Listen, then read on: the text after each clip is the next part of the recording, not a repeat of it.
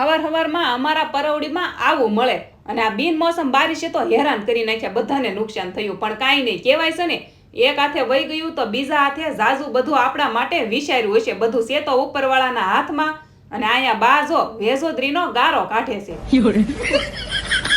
અને અમારે દેરાણી જેઠાણીને પકોડા બનાવવાના છે. ખાઈને પછી લાઈટ કાંઈ હતી નહીં, ઊંઘ કાંઈ આવે નહીં, બેઠા બેઠા નકરા બગાહા.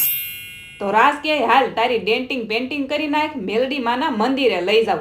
બાઈએ માનતા રાખેલી હતી કરાડવાળા મેલડી માની, પણ રસ્તામાં સગા સંબંધીનું ઘર આવ્યું, પરાયણે સોડા પીવરાવી. ભાવું, અમે તારા વિડીયો જોવી સેવી, સોડા તો પીવી જ પડશે.